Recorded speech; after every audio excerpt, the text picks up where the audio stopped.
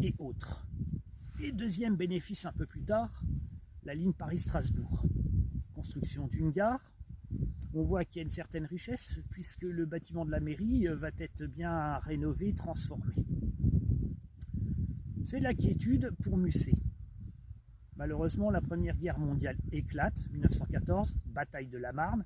Les Allemands veulent percer en créant une offensive sur ce secteur. Pourquoi?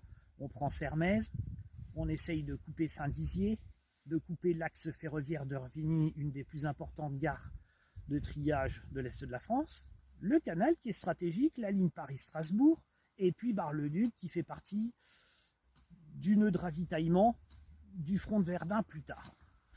Donc du coup, les combats vont faire rage sur Wassincourt, Meunier-Ville, et vont s'arrêter au niveau de Musset. Grâce à la bravoure et à de violentes contre-offensives, elle sera stoppée.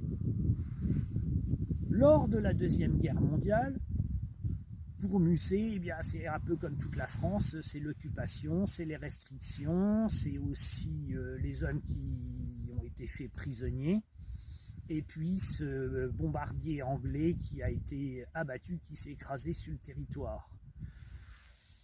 Ça se passe quand même relativement bien, et Musset va continuer son histoire paisiblement, mais avec les transformations du XXe siècle, c'est-à-dire un certain artisanat qui disparaît, et puis quand même un exode rural marqué. Malgré tout, c'est une belle commune, d'où la nécessité après d'un regroupement, comme je vous l'ai dit, pour créer Val-d'Ornain, pour faire face aux nouveaux enjeux.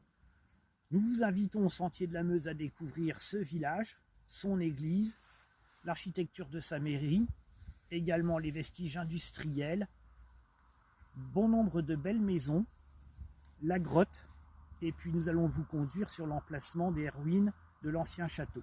Voilà, à bientôt sur Sentier de la Meuse pour de nouveaux reportages. N'hésitez pas à venir nous découvrir.